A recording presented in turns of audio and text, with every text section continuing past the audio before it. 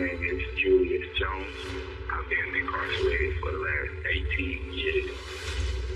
The victim was suburban, white, gunned down by an African-American male. Julius Jones is ending his teenage years with a murder rap that richly deserves a death penalty. My brother's innocent.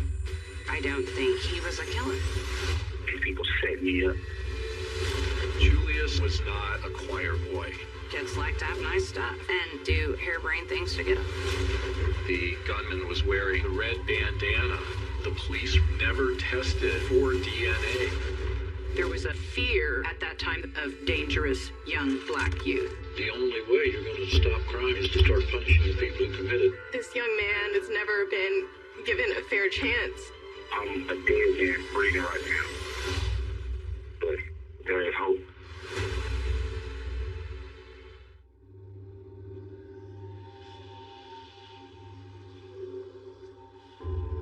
I never thought I was going to prison, let alone to death row. It'll be 21 years here in the next 30 days or so. I've been here longer than I was ever even alive free. I wrote a poem about that, actually. What I miss. Snatching that catch. Giving that three. The crowd goes wild. What I miss the most, making another smile. It hurts when you can't grant that to your mom in a while. To be the foundation of her struggles, daily adding to the pile. What I miss.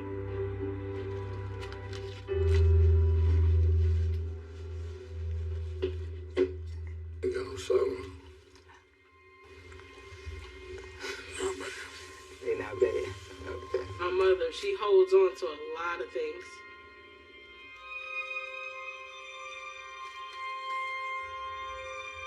Anything that's in the house from the time that Julius got placed in the prison, it's like she feel like if she get rid of something, that's gonna get rid of him.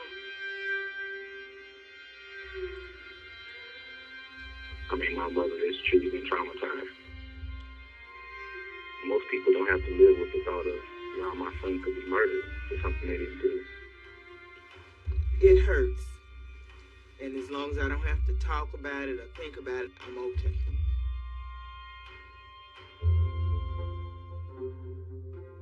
The Jones say their son and former star athlete has always been a kind and caring person, ever since he was a young kid. 19-year-old Julius Darius Jones. The primary charge, murder in the first. it was just like a nightmare, man. Never would have thought anything like that would have happened. I didn't think he was a killer. I thought he did not choose the company he kept very well, but I don't think he killed Paul Howe. Killed a totally innocent person, put 3 other lives at risk, so it was a crime that richly deserves the death penalty. The jury found the 21-year-old guilty of murder and sentenced him to die. We believe in the system, but the system, sometimes it doesn't work.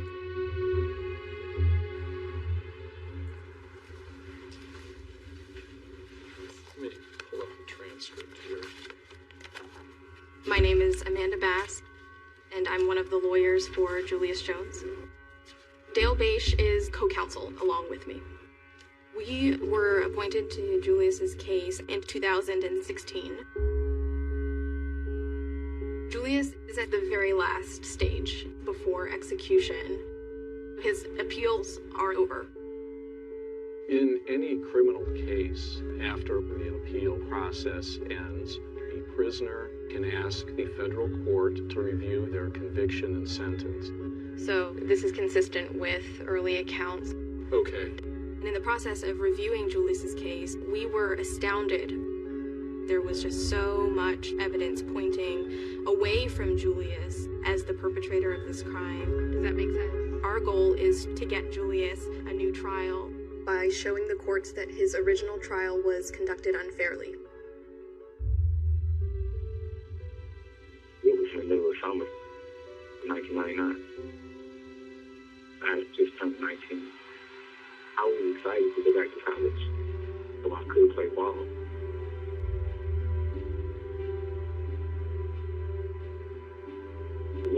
July 28th, I was at my parents' house, hanging out with my brother and my sister. I was waiting on my friend to come in. It was just an ordinary night. I really didn't have any idea how my life could change.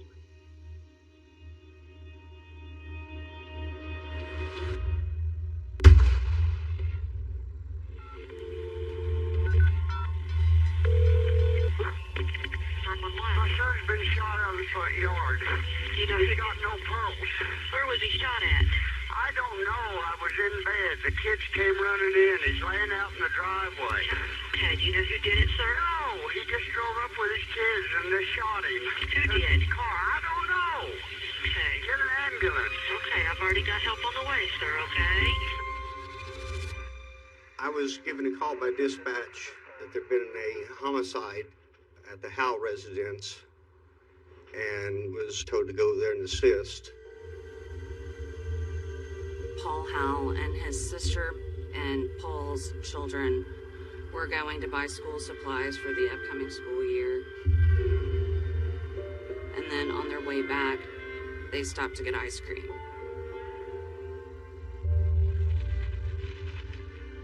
He pulled into his parents' driveway, which is where he and the girls were living at the time.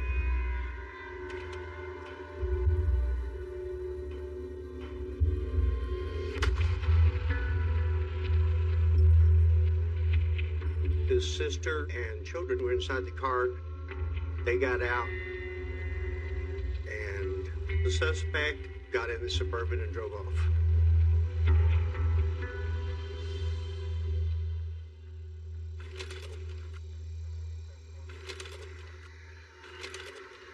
There were 2 shell casings found at the scene, and the victim's sister was the only eyewitness. Megan Toby described the shooter as a young black man wearing a red bandana, a white shirt, and a stocking cap or skull cap. She was not able to identify the shooter's face because it was covered. Stocking hat, the bandana. At that point, it looked like a gang-related carjacking. The GMC Suburban was a desirable car. It was easy to chop up, and they could make a lot of money just selling those parts.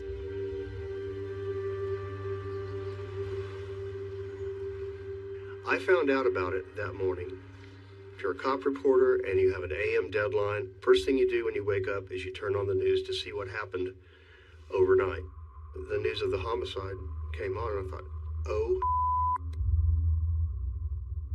The victim was white, middle class, gunned down by a young African American male in a wealthy suburb of Oklahoma City. Edmond was over 85% white back in the 90s. When integration went full swing, many whites left Oklahoma City, and Edmond was one of the areas they moved to in record numbers. It wasn't filled with gangs or filled with crime. People moved to Edmond to live a safe life. We can go to Edmond and protect our families. There was a fear at that time that was almost palpable of dangerous young black youth. The feeling was if we don't act swiftly and if justice isn't severe, we're all in danger.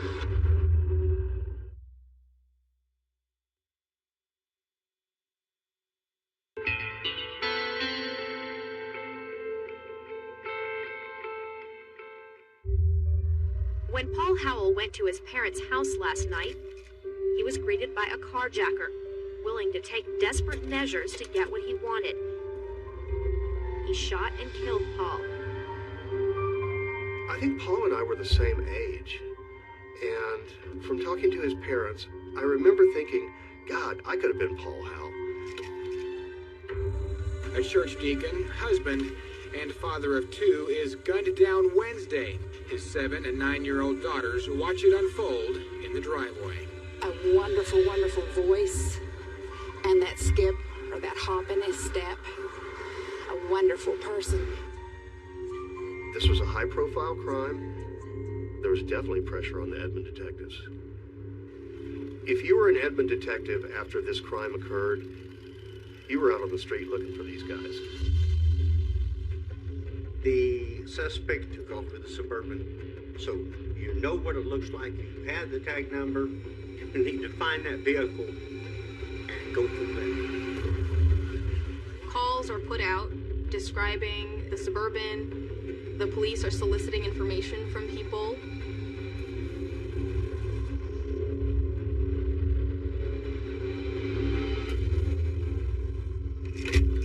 On Friday, 2 days after the Howell murder, the police stumbled upon the Suburban parked at a grocery store on the south side of Oklahoma City. The Oklahoma City Police Department got involved when the vehicle was recovered. What they generally do is try to find their people that they get information from. They know people who know things, and so they tap those resources. Kermit Lottie was an old school guy, ran a chop shop that was a couple of blocks down from the Central Grocery. And Kermit was a long-time confidential informant. He said a guy named Day had been by to try and sell this Suburban. The police recognized Day as a nickname for Liddell King. You mentioned Liddell King, I think car theft. He was involved in car thefts all around the metro area. He had been doing that for years. Liddell King was actually a confidential informant for the Edmond Police Department. On Friday, Liddell King is brought into police custody.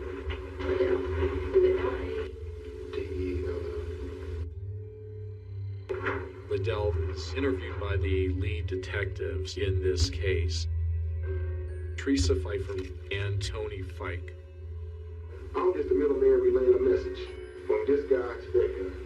He told the police that on the night of the crime, a guy named Chris Jordan comes to his apartment. I was at home watching TV, maybe 9:45 to 10 o'clock. I heard loud music pull up in front of the apartments. So I walked outside. I seen Westside. Chris Jordan is Westside. A few minutes later, according to Liddell King, Julius Jones drives up. And I seen Julius drive a gold Suburban. Liddell King says that Julius had stolen this vehicle and had approached him as an experienced middleman who could sell the Suburban. Liddell tells the police that he went to the chop shop the next day that was owned by Kermit Lottie to see if he was interested in this Suburban. And Kermit told him there was a homicide connected to the car. He said, man, I really don't want to mess with no Suburbans right now. I heard some guy in Edmond got shot over a Suburban. After that, I went home. So I turned to channel 53. It really ain't really clicked to me until I seen a picture of the Suburban. Then that's what Julius got out of. It's on the news. This is on the news. I see what the shoe was supposed to have on and everything. And then I remember talking about him. He had a red bandana around his neck. He had a stocking cap on. And that matched the description the victim's sister Megan Tobey gave on the night Paul Howell was killed. So they came over to your house. Yeah, Westside and Julius. And I said, Julius, I know you shot that man dead. That white t-shirt that you tried to take off when you got that you had on, the red bandana that you had around your face, is the same thing that you found on TV. He just backed up. He said, man, okay. He said, the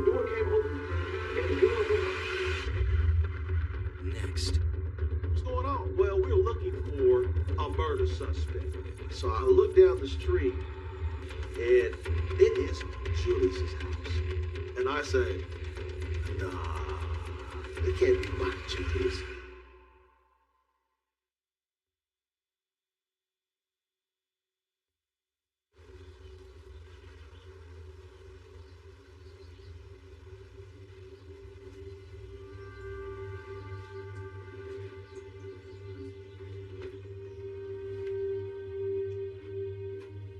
This was Julius's room. I have a lot of his things, as you can see, some of his medals and trophies.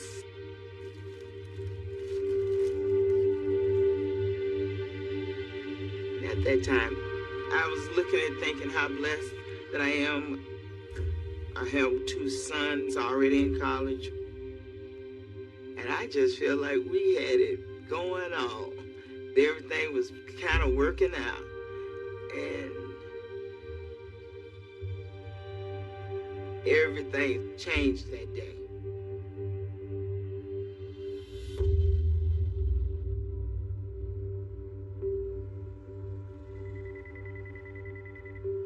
The phone was ringing.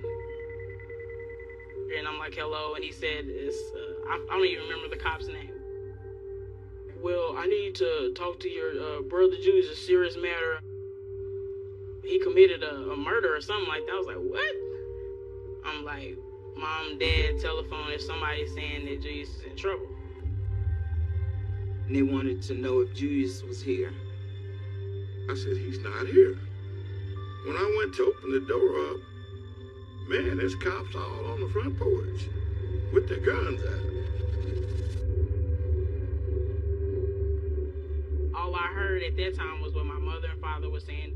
Don't say anything, just keep your hands up and walk outside. Don't run or nothing, so that's what we did. They were already looking for Julius, and they didn't seem too friendly, and I know how things can be.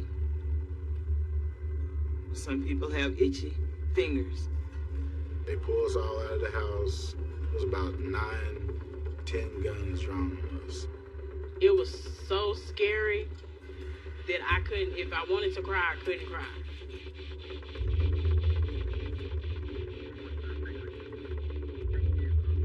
From the time Liddell King spoke to the police, pointing to Julius as the shooter and Chris as the accomplice, Julius was the priority. And they were seeking a search and arrest warrant for Julius. But without a warrant, the police could not enter Julius's parents' house. I can remember like it was yesterday. I come home, my whole block is covered with Oklahoma County Sheriff, Oklahoma City Department, helicopters, news stations. I can't even get to my house. So I asked one of the county sheriffs, what's going on? Well, we're looking for a murder suspect. So I look down the street, and it is Julius's house. And I say, nah, it can't be my Julius. He's my middle child, and as some say, he's a lot like me. He liked people and liked learning and doing things. They were strictly about us keeping our grades up. It would seem my mother would be that way because she was a teacher, but my father was definitely about our grades. My father was a ceiling finisher, a construction worker. My father was my hero. I mean, he was hard on us, but he was always teaching us. Me and my brother were really close. It was like we were 2 parts of the same person. There was a lot of fights that I didn't get into because my brother kept me from getting into those fights.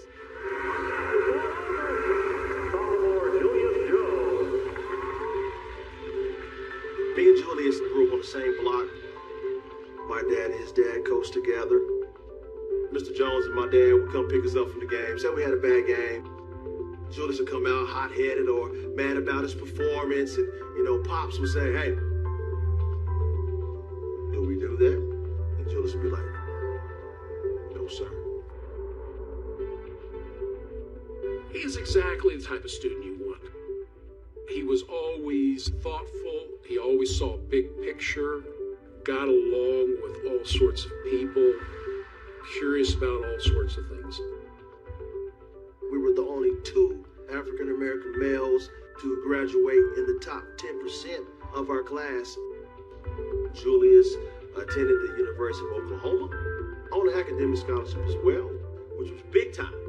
Our idea was try to get educated, provide something that somebody could say, did Julius and Jimmy make it out successful?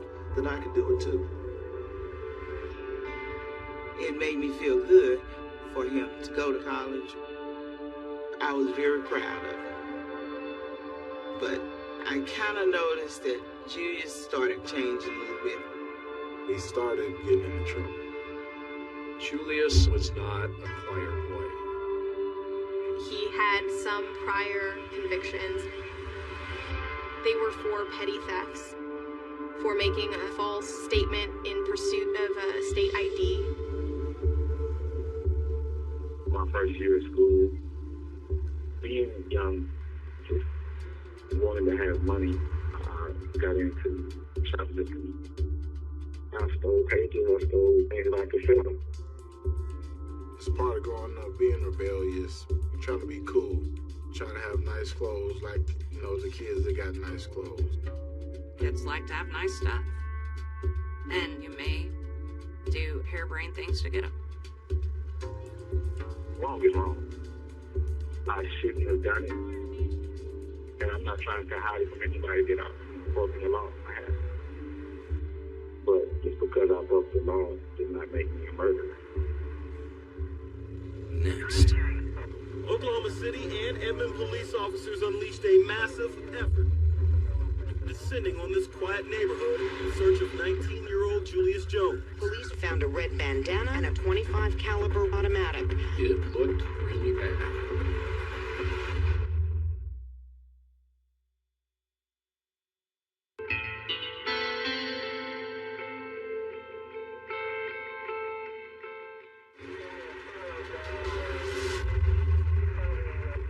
Guns drawn, they staked out the alleged carjacking triggerman pulled up in his parents' house.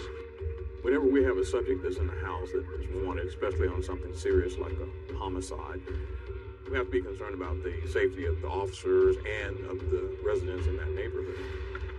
So the tactical team was called in. While all this was going on, authorities announced yet another development.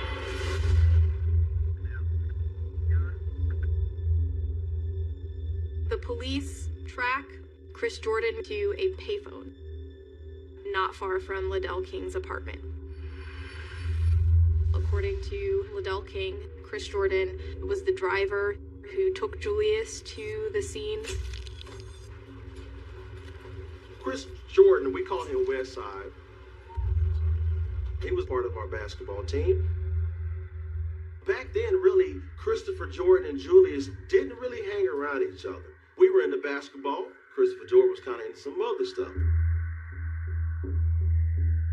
Chris actually left Santa Fe High School because he was kind of involved with some gangs.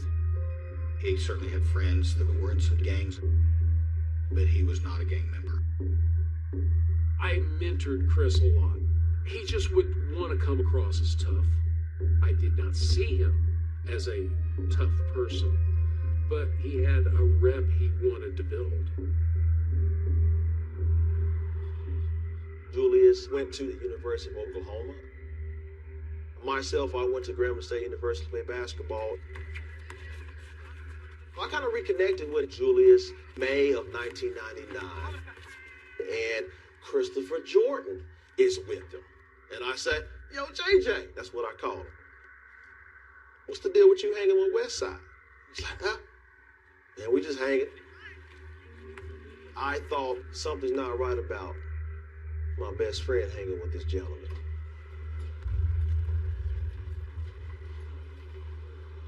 After Chris Jordan was arrested, he was taken by the Edmond Police Department. Officers drove him to the Jones home, where he sat in a patrol car and spoke with the police told him if he would cooperate, they would be more lenient on him.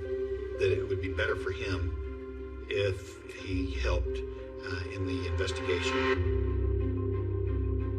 He said that he and Julius were gonna go steal this car in Edmond, this Suburban.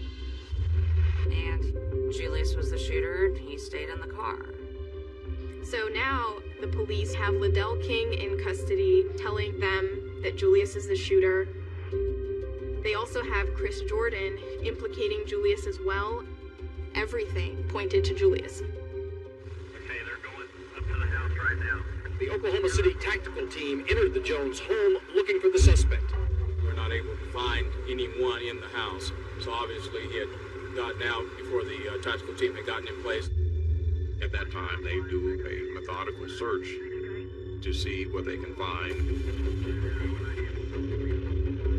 The police went into the Jones home and came back out with a gun wrapped in a red bandana.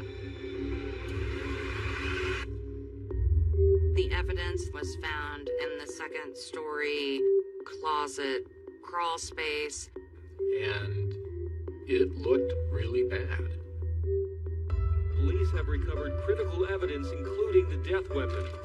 Also, the shooter is said to have worn a red bandana around his face, and a red bandana has been found. Julius was a good kid. He graduated from the same high school as my children. And I'm really shocked at everything that I've heard this evening. And if he's listening to me, or if you see me anywhere, I hope you give yourself up and let's get to the bottom of it. On Friday, July 30th, I was at my mother's house. The police called, and they asked for me, and I'm like, who is this? This is Detective such and such. I figured it was something to do with Chris, because I knew he was up to no good, and I didn't want to be in the middle of it. So I'm like, Julius ain't here. And I hang the phone up. You have to understand the environment I grew up in. You're not supposed to talk to the police. Bad things can happen to you or your family. So I left. I walk out the back of the house. And as I'm walking down the street, Chris Jordan's coming. He's in the car. I'm like, hey man, the police just called me. Chris tells me, don't worry about it, man. Just go warn my brother, the police looking for us. And when he said it, I thought he was talking about him and his brother. The police were looking for them, not me. But later that night, it was all over the news. There was a police standoff for hours. They were showing different shots of my parents' house. Not able to find anyone in the house. It was a nightmare. Police have recovered critical evidence. Police found a red bandana and a .25 caliber automatic.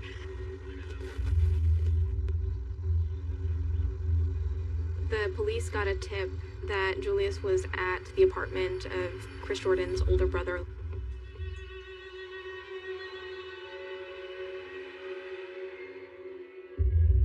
I wake up and there are police everywhere. They tell me don't move, and I don't have on a shirt, don't have on my shoes, nothing.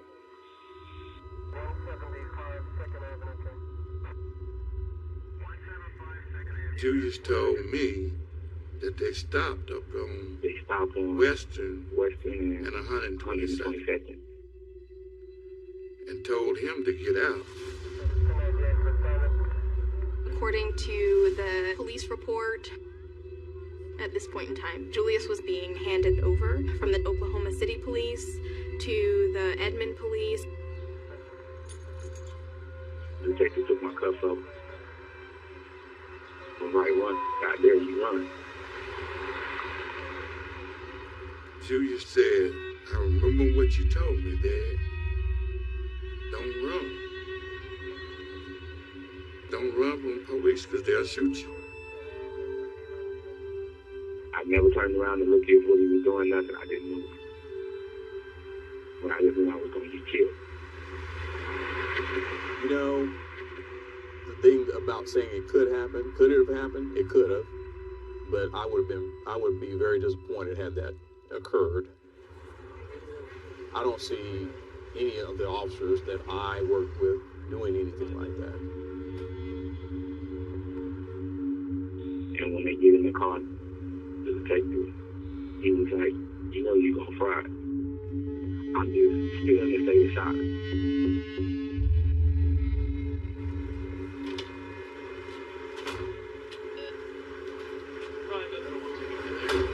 Why'd you shoot that man for me, huh?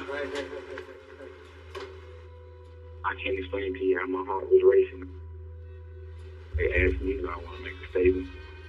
And I'm like, I need to talk to a lawyer. I need to call my mother.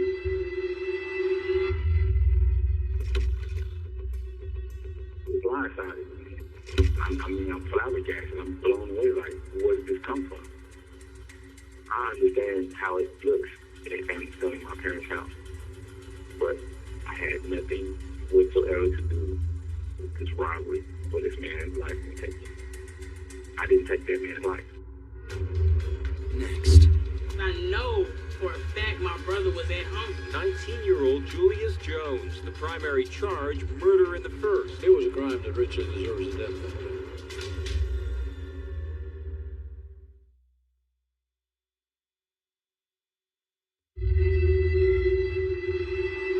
Police say Edmond residents can rest easier now, knowing the men they think are responsible for Paul Howell's murder are behind bars. This is still a nice town. It is still a safe place, and that is why we so aggressively sought these individuals out. After Julius was arrested and did not make any statements to the police knew they couldn't rely on just Liddell King's testimony or just Chris Jordan's testimony, that they needed to corroborate one another to convict Julius. So on Saturday, July 31st, they interviewed Chris. Chris told them that he and Julius were looking for Suburbans, that they had followed the Suburban into the neighborhood, and that Julius got out of the car that they were in, went up to the Suburban, and shot Mr. Howell. But when Chris Jordan makes statements to the police, he's all over the place. He was inconsistent about the weapon. I didn't see a gun. Oh, I didn't touch a gun. Well, my fingerprints could have been on it. I might have looted it. And the transcript of that interview, there were times when Jordan was implicating himself beyond just being an accomplice. At one point, Fight confronts him. Are you sure we're not looking at the wrong person? Are you sure you're not the person who perpetrated this crime? It's apparent from the transcript that Chris gets frazzled, but Teresa Pfeiffer intervenes. She says, you don't fit the description of the shooter. But that wasn't true. Based on Megan Tobey's description, he did fit. But she steered the conversation away and provided Chris with a way out. They already focused in on Jones as a suspect and Jordan as a witness against him, and they were not going to unbalance that. So Pike and Pfeiffer had what they wanted. They had a star witness. Are you Julius Darius Jones? Because of the murder charge, I'm denying bond at this time.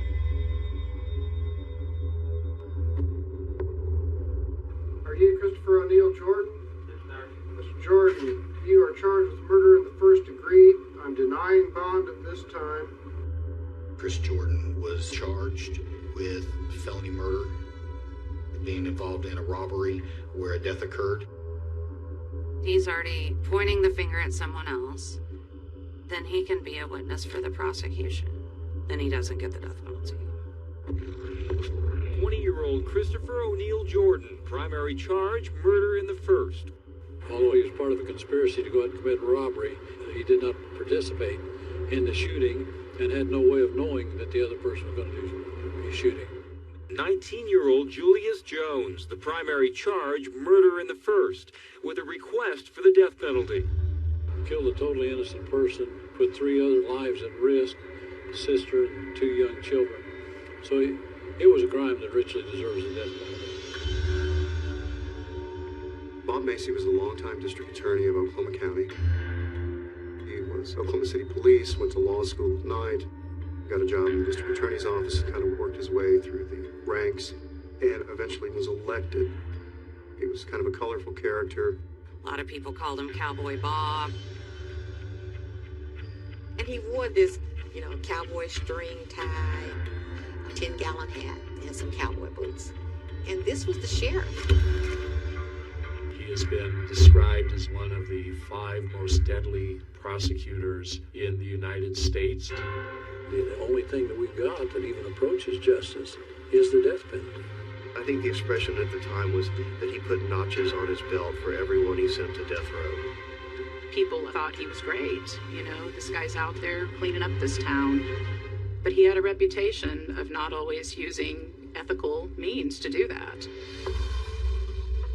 He sent 54 people to death row, but half of those cases ended up reversed because of several issues.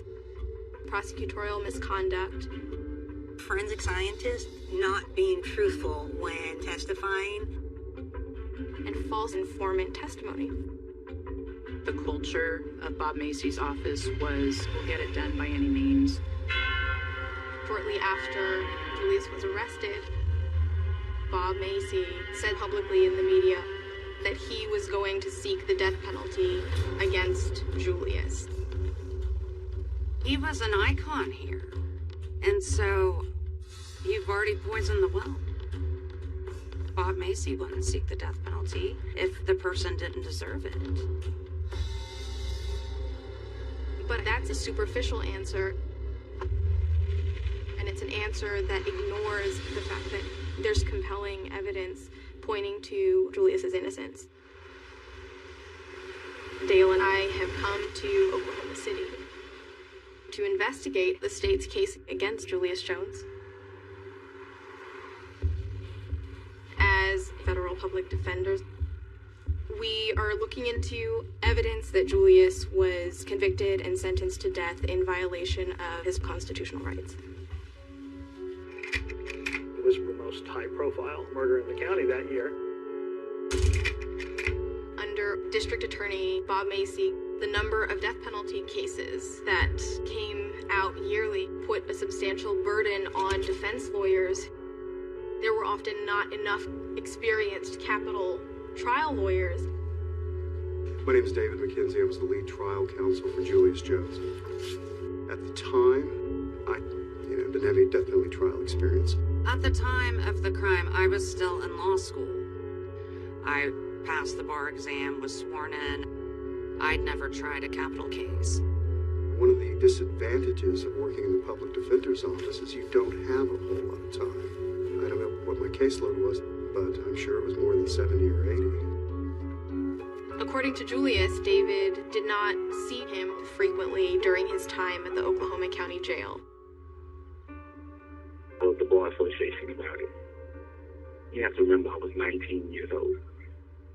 But I know you have to prepare witnesses, and I'm like, how am I going to be prepared to testify?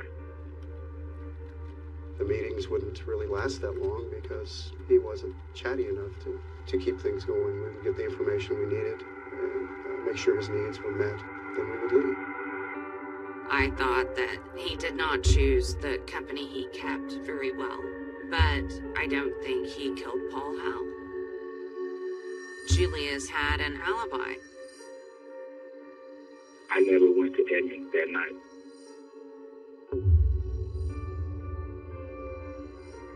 When they said what time the man actually got shot, I was like, well, that takes my brother out of it. Because I know for a fact my brother was at home.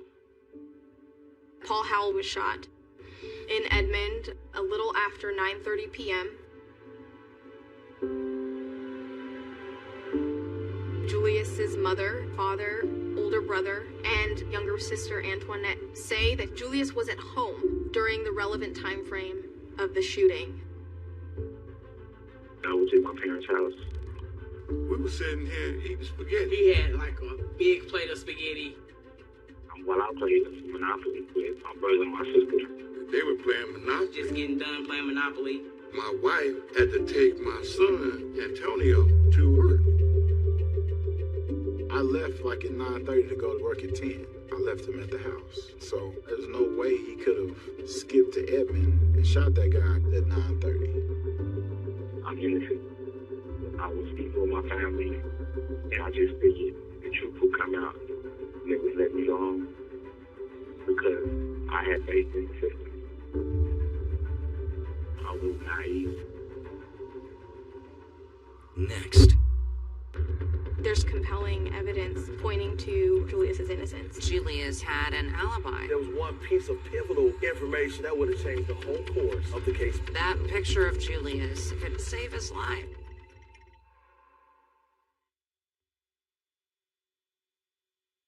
My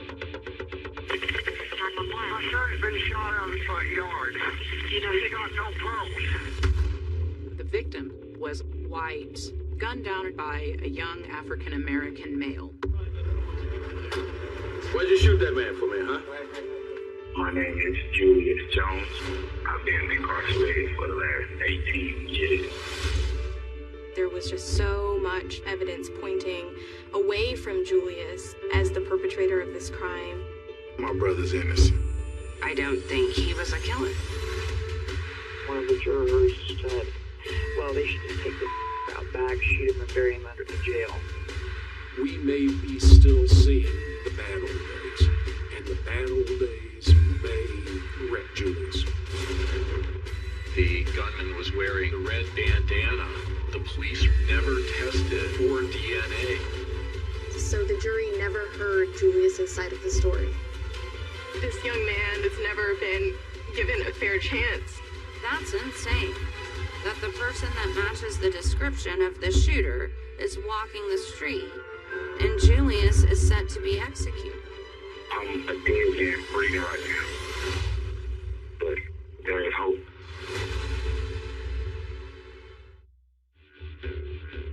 The Jones say their son and former star athlete has always been a kind and caring person ever since he was a young kid. 19-year-old Julius Darius Jones. The primary charge, murder in the first. Well, the first day of the trial, I really didn't know anything about the case. My name is Martin Johnson. I was the jury foreman on the case. As far as Mr. Jones, he had to be a pretty bright kid. He had an academic scholarship. And we're talking about murder. You wouldn't even have thought that something like that could cross his mind.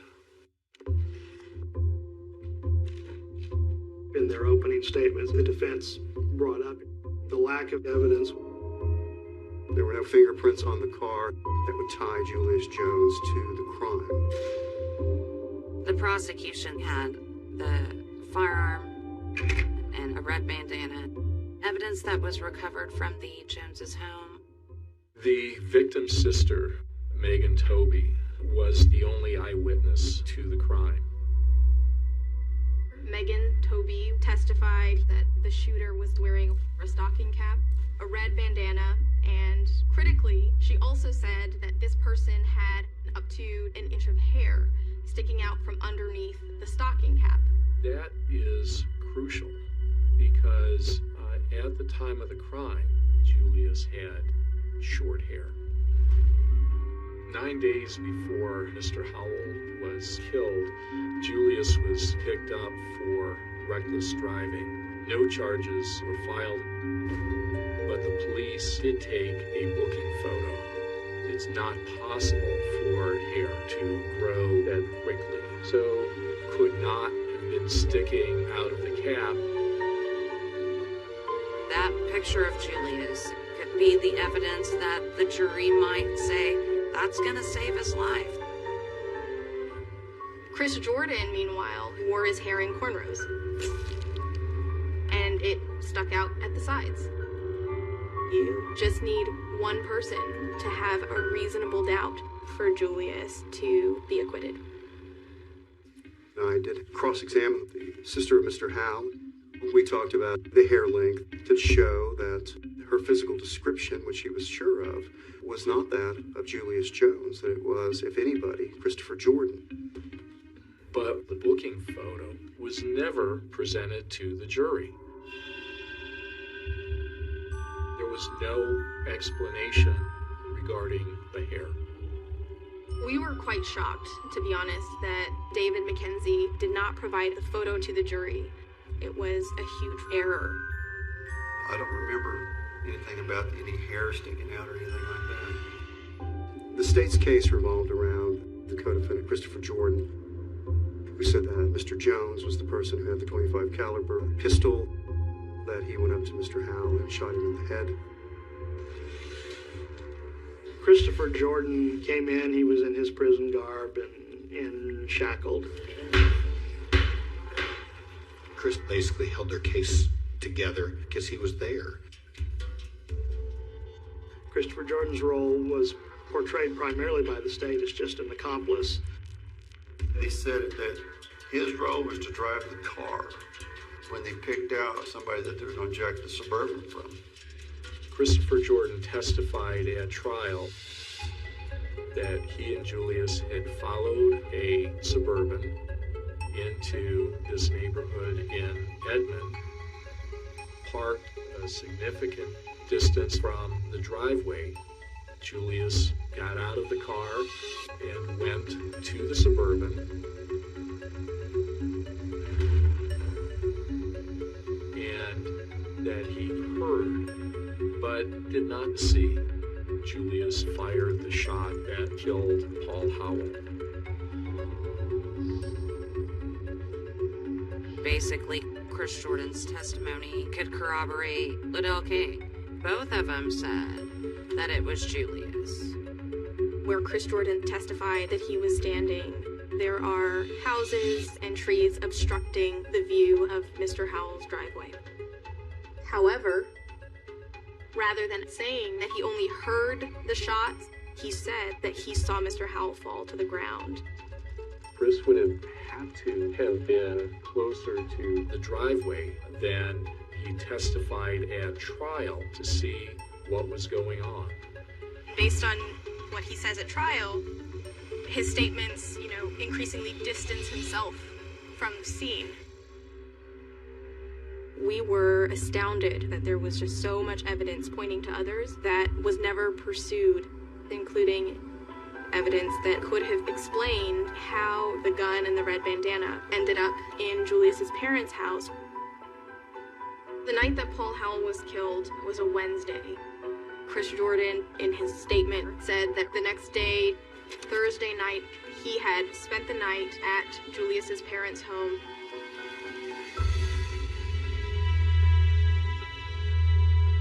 He said he was locked out of his grandmother's house. He had never spent the night before, but I didn't think nothing of it. Julius slept on the downstairs couch. Meanwhile, Chris slept in the upstairs bedroom. And that bedroom is where the gun and bandana would be found.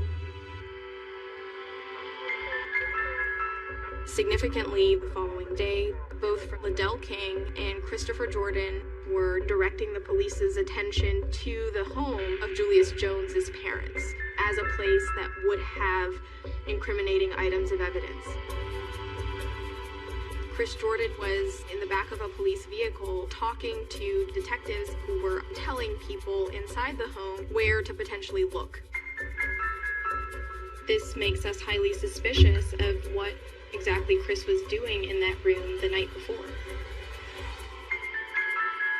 But the police never tested the red bandana for DNA. In my opinion, he was full of lies. So at that point, we need to destroy his credibility. We needed to catch him in his inconsistencies so that the jury might believe that Chris Jordan was potentially the shooter. Most of the defense case was resting on showing that the co-conspirator is a liar. The cross-examination of Chris Jordan was a disaster. I thought I did a terrible job of cross-examining him. I could have exploited his credibility a lot further and shown him to be a liar. And I don't know why. I've prepared for weeks for it. I typically don't have those days in the courtroom. The courts, they don't care that, oh, my lawyer had a bad day. He just didn't do his damn job. He might have had a bad day. I'm having a bad life. And Chris Jordan came off smelling like a rose to the jury. By testifying against Julius, Chris Jordan was avoiding the death penalty. For sure he derived benefit. That's why you make deals. He entered a plea to murder in the first degree, and he took a sentence of 30 years. But he was not going to die. Next. The beast is hungry, he's got to be fed. The beast is the system. And whoever feeds the beast walks.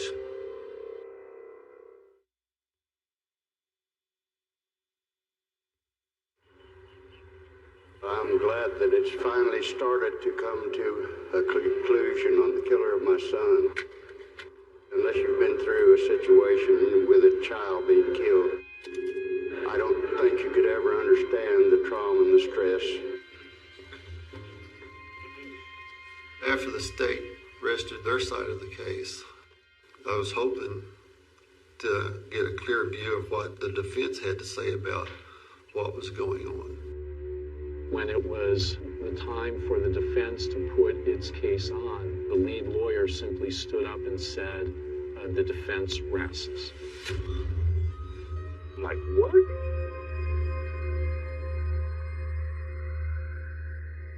Basically, the kid whispered it to me. Well, we're not going to call any witnesses.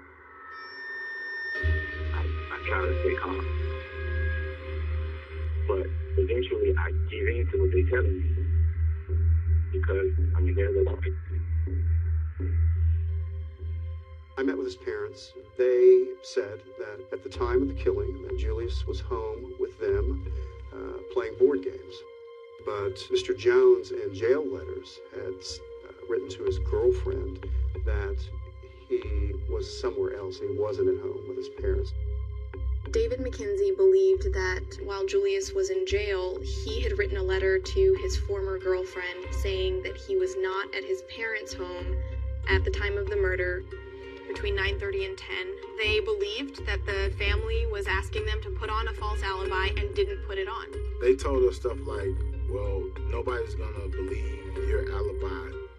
And I'm like, but how can they not take what's the truth? I ultimately thought that we needed to present this alibi. I mean, that's the only thing that a jury could hold on to. But I was low man on the totem pole.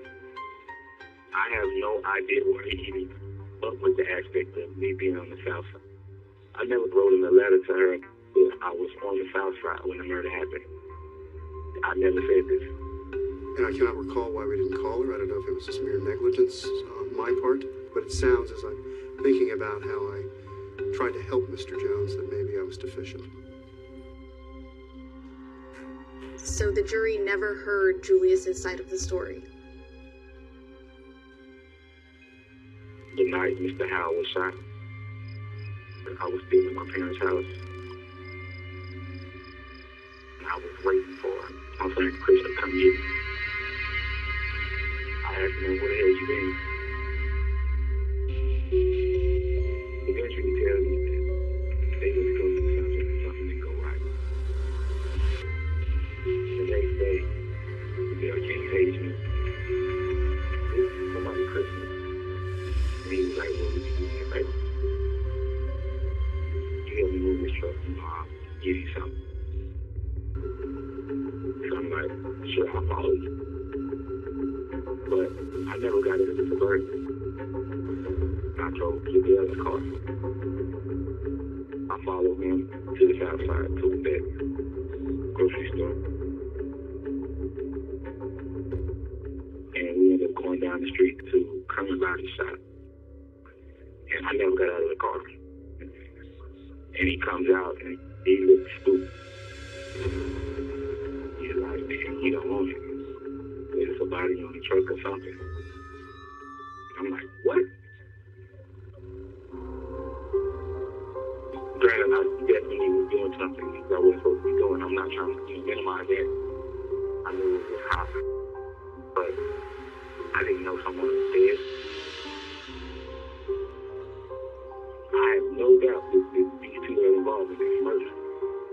These people set me up, take us off, because they knew somebody was required for this.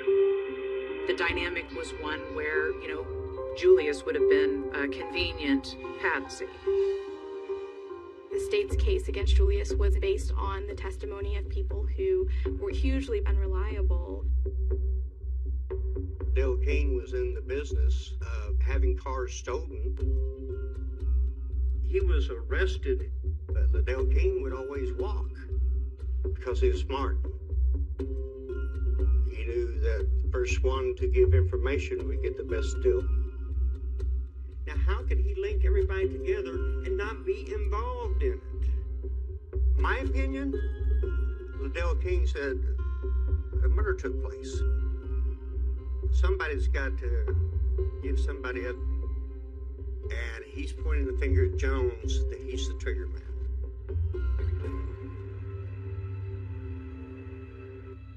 Liddell King was an informant for Edmond police. Around the time of Julius's trial, Liddell King had a pending bogus check charge, and as a convicted felon with 3 prior felonies, he was required to serve at least 20 years. It was dismissed entirely.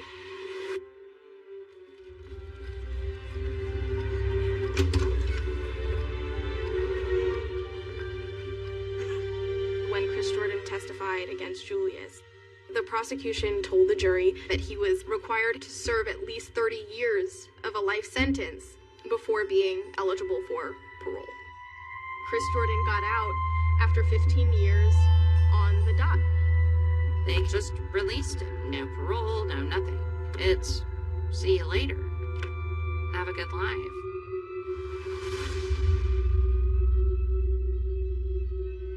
That's insane.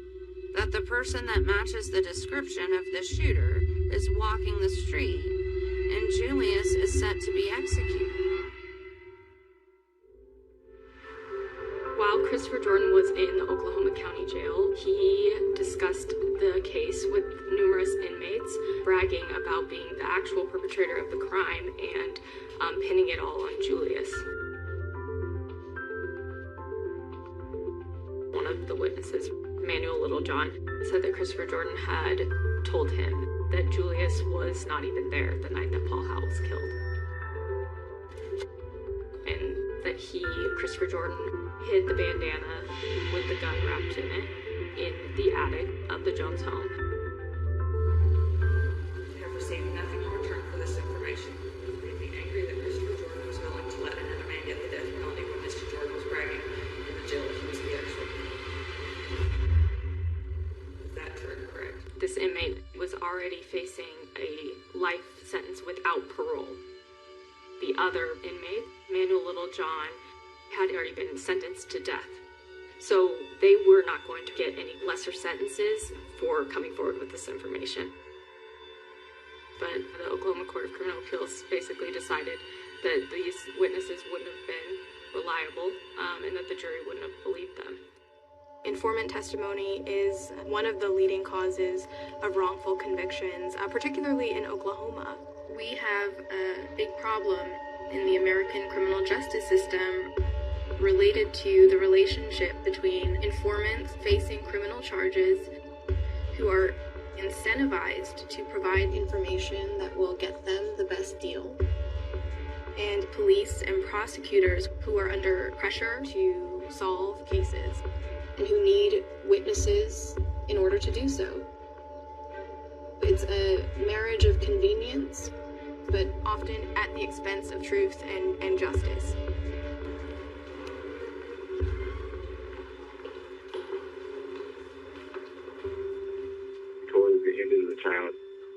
I just had this sinking feeling that nothing was going to go my way at this point. The jury went out to deliberate. Having heretofore found the defendant Julius Darius Jones guilty of murder in the first degree, fix his punishment at death.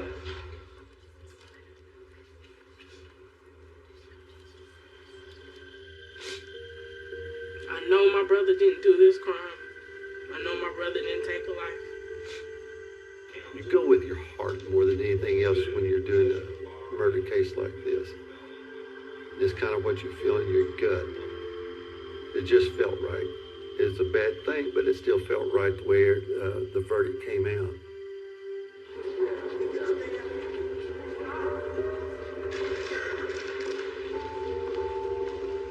I'm just sobbing. And he gives me his pocket square and says, it's gonna be okay. I should have been that way for him.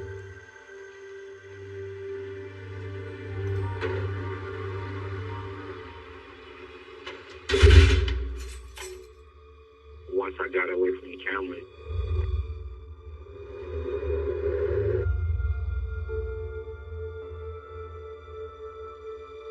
I could no longer contain the emotions that were inside of me. I've never felt so abandoned by God in my life.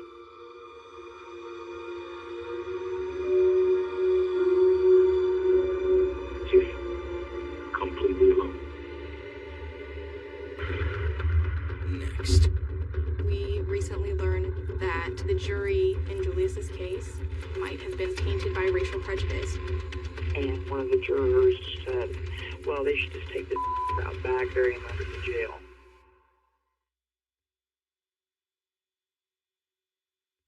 Julius Jones is ending his teenage years with a murder rap. The jury found the 21-year-old guilty of murder and sentenced him to die. You know, it's just heartbreaking, the fact that this young man who has never been given a fair chance is facing execution. I'm a dead man, talking and breathing right now. But because of my new lawyers, there is hope. I would certainly say that Julius's case is a miscarriage of justice. Edmond's been a preach in this town since I was old enough to realize it. If it turns out that racial bias played a role in a case that happened in Edmond, would it be surprising? Unfortunately, no. Edmond was and is a place where black folks have been maligned and unwelcome. In Edmond, the law enforcement will always pick out the black individuals. When you get pulled over, you always have the notion of, I'm a black man. And then you might get mistreated, you may get beat down, or something else may happen to you. And then in this case, you have a very prominent white male victim killed by a young black male. And this fed into the sentiment that this is a dangerous criminal who we will need to marshal all of our forces to bring into custody. I was always reluctant to attribute certain things to racism. But then I remember things like the way their house was ripped apart by the police.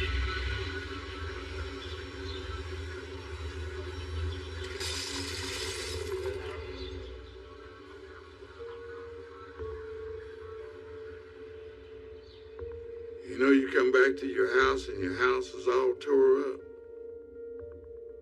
They cut the mattresses. You got mustard and ketchup on the floor. They took all my suits down and threw them on the floor and stood on them. Why would you do that?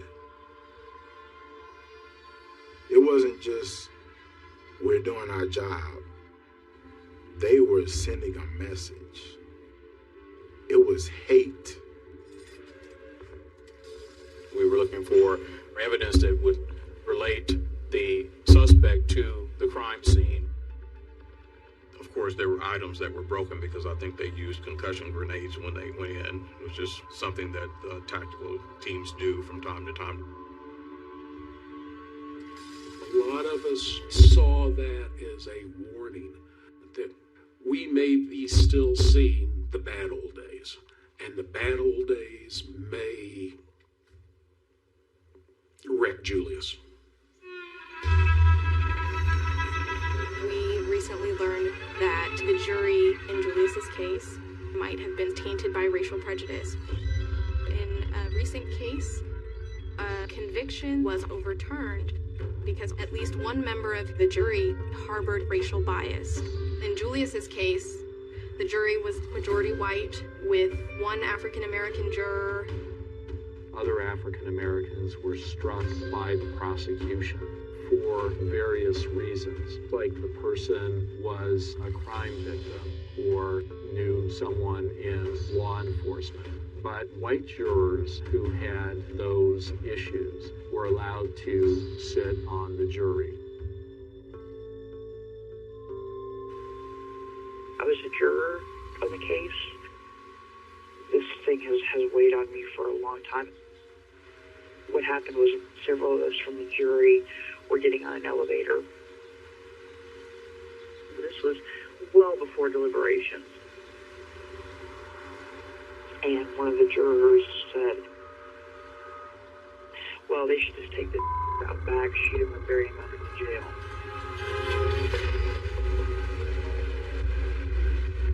Didn't matter what happened. This was a black man that was on trial for murder. He did it.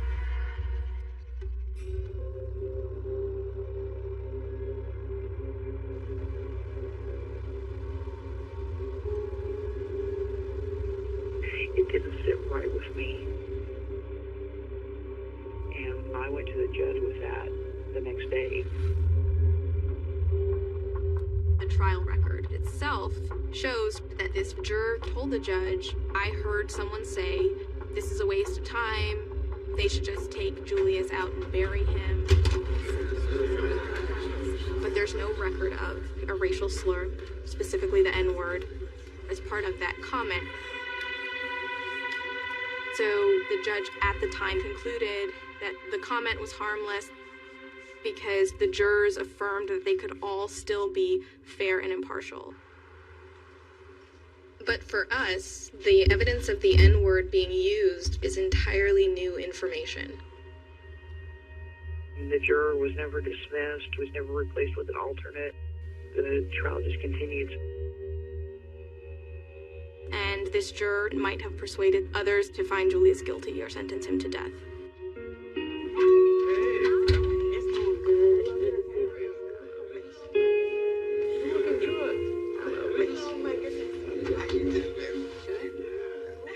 And we just wanted to give you guys a few updates.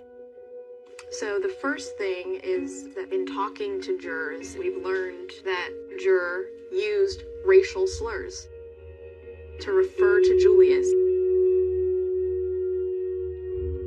The Supreme Court has said that where racial prejudice plays a role on jurors' decision-making, that entitles a criminal defendant to have his or her conviction overturned. So we're working to put that evidence together and take it to the court.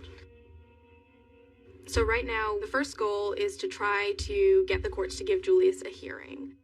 The court would then decide whether or not to grant him a new trial.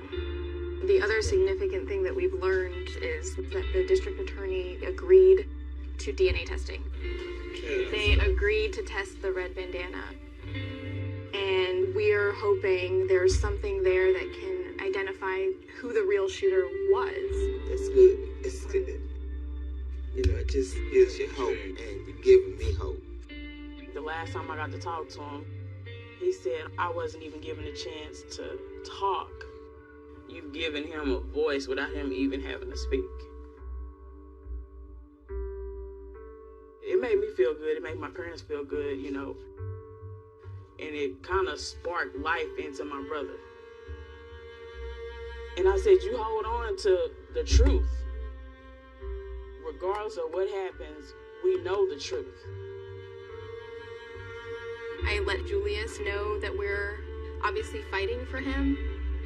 He's aware of the hurdles that we face, and he's also,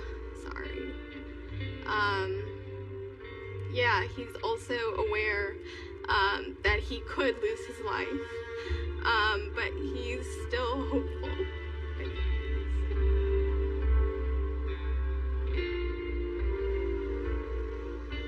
What happened to Mr. Howard and his family is terrible. It's very tragic. Justice has not been served. Because the person who took his life didn't walk on the streets. I want a new trial. I want a chance to show a jury why I'm innocent. Next. The police never tested the red bandana that the gunman was wearing.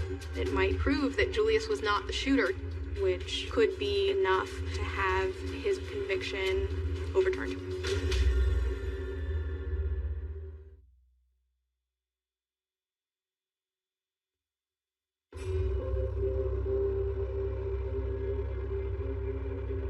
Our attempt to get back into state court with the new information of this juror's racist comment was unsuccessful.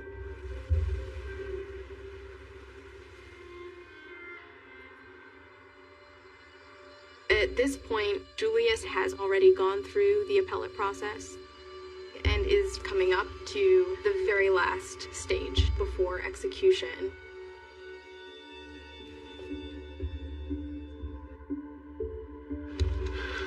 This is where the gun and bandana were found. Okay. Is that high enough? Oh, yeah. Okay. The police never tested the red bandana that the gunman was wearing. If we can get the bandana tested, it might prove that Julius was not the shooter, which could be enough to have his conviction overturned.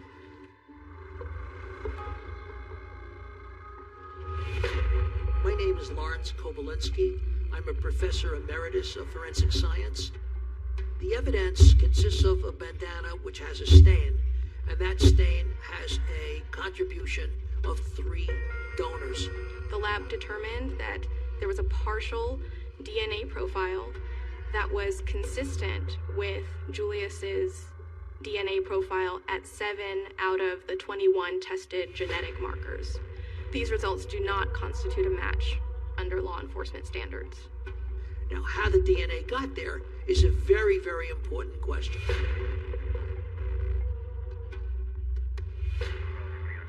The red bandana was located in Julius's bedroom, and it was located after the police handled a number of items in Julius's bedroom.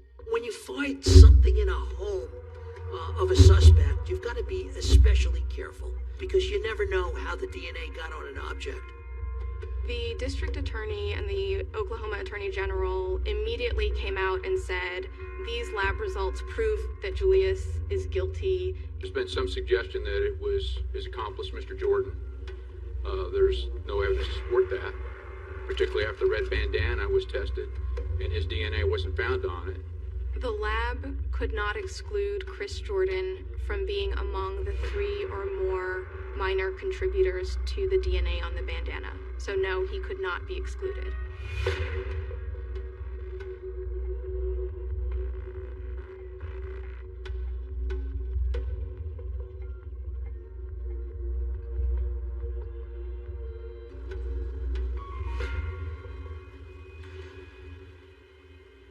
And I hope that God will not forsake me.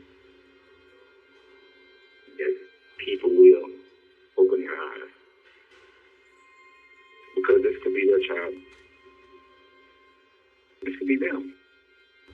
In October 2019, when we finally filed my application for commutation. And in that application, we detail the systemic failures in Julius's case that render his trial, his conviction, and his death sentence fundamentally flawed. My hope is to get my sentence commuted to time served. I'll be in a position to try to, clear my name. We don't know when the commutation hearing is going to happen. We don't even know if there will be a commutation hearing. We are hopeful. At the same time, we are also fully aware that the commutation process and the decision of the Pardon and Parole Board on Julius's application is the only thing that stands between him and execution.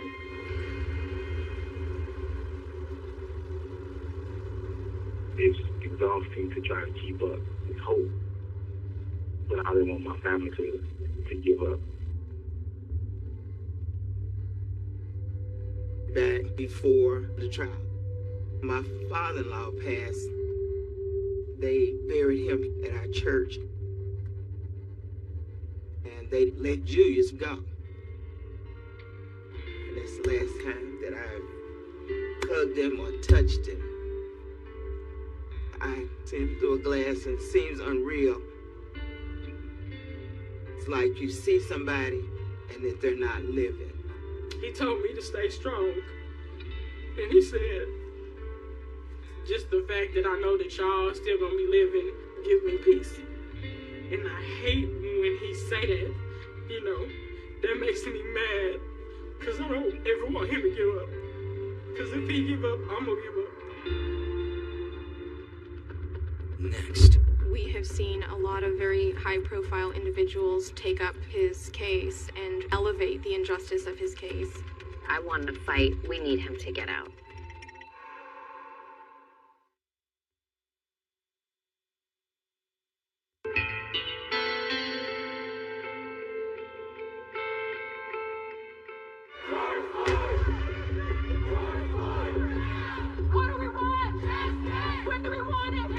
Anger erupting across the country over the death of George Floyd.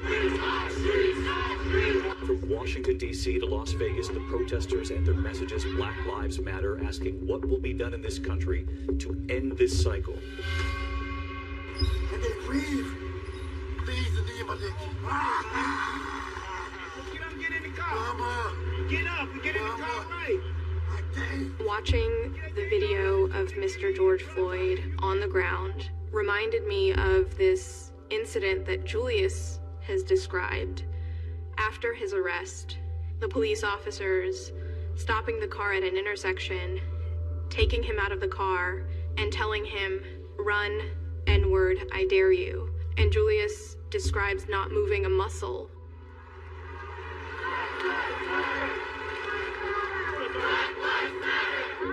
In Oklahoma City, Black Lives Matter chapter decided to do a rally here in Oklahoma City. Thousands standing together this weekend to protest for George Floyd. There were so many people in the crowd who also had our Justice for Julius sign. I'm glad people are out protesting. I hope, the powers that be are listening to society. We have seen a lot of very high-profile individuals take up his case and elevate the injustice of his case. People like Kim Kardashian. Now is the time where we all just have to come together. I won the fight. We need him to get out. We went from 500,000 people signing the petition for the governor to take another look at Julius's case to 6 million people in a month's time. I've received, letters and support from quite a few different celebrities. Common, John Legend, Blake Griffin.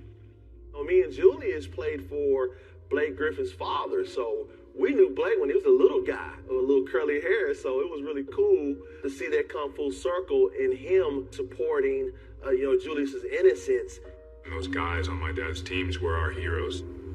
Julius is one of those guys who stuck out because of his character.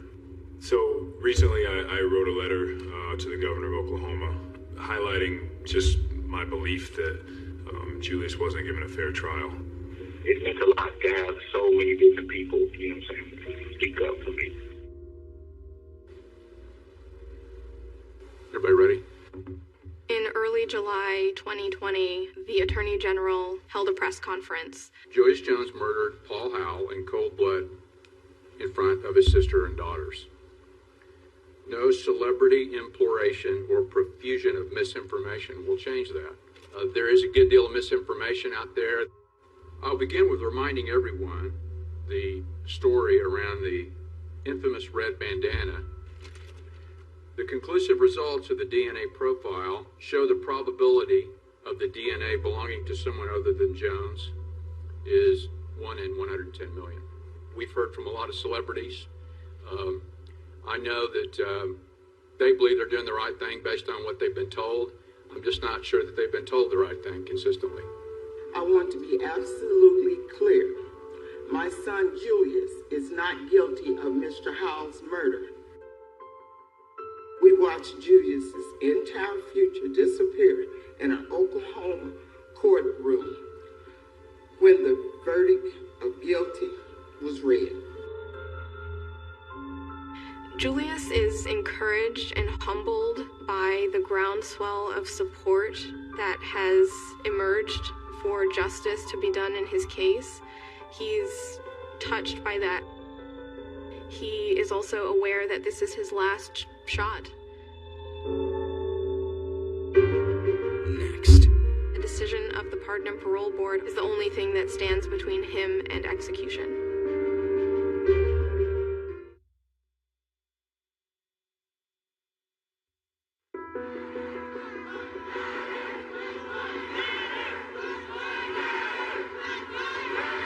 Advocates for death row inmate Julius Jones are increasing from Black Lives Matter Oklahoma City to Baker Mayfield. They're all calling for clemency. We are hopeful. At the same time, we are also fully aware that the commutation process and the decision of the Pardon and Parole Board is the only thing that stands between him and execution. I'm just grateful that people are standing up for me. It gives me another reason to feel like I should fight harder to live. I hope we can get to a point where we can actually seek justice for the Howell family as well. I don't think there's anybody on the planet, no matter your race, no matter your religion, no matter your political party, that can say that Julius Jones received a fair trial. My hopes for the coming months to explain why I deserve my freedom. I hope people will take a moment and realize no matter what color somebody's skin is, we are all human beings. I want this to end for my family. Even though so many people can, I'm still in prison. Am I but forbidden memories locked in a forgotten file? Or in the midst of fresh wounds with comfort that we die? What I miss?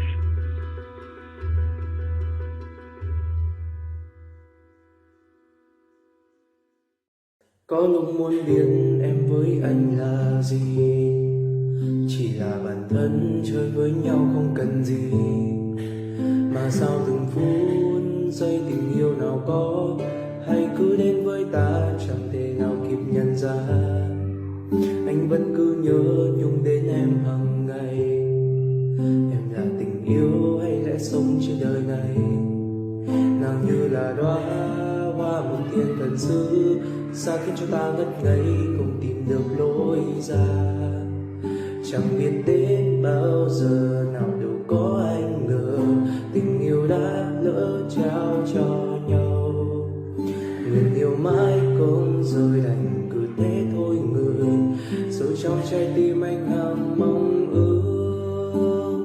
Muốn nói với em bao điều, dù cho trời đổi thay em là người anh không thể thiếu. Anh sẽ mãi mãi yêu em như vậy, chỉ mong là chúng ta tình yêu sẽ đong đầy. Mỗi lần gặp em trên phố anh chẳng biết nói gì hơn, em cứ xinh mà không cần phải cố. Ai cũng biết em là mai cơn, chẳng cần đau khổ mỗi khi âu sầu, vì em đã có anh ở bên. Những kỷ niệm mà vẫn giữ trong đầu, anh luôn đặt nó ở trên.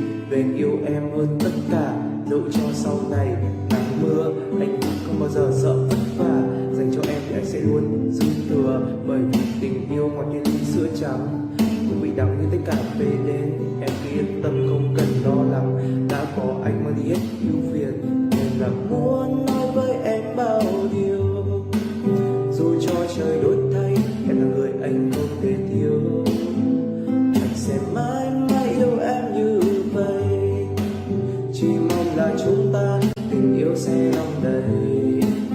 La la la la, la la la la, la la la la, la la la la, la la la la, la la la la,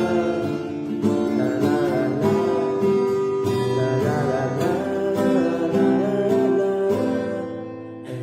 Và sau tất cả, anh đã tự hỏi về tình cảm của chúng ta, bất chấp mọi thứ đi đến bên em, rồi cuối cùng anh đã có thể nghĩ em là đây như thế đó, anh sẽ yêu thật lòng. Sự thật là rất khó, thế giới luôn màu hồng, mặc cho ngàn khó khăn làm ta về cách ngàn nhưng vẫn mãi bên chẳng bao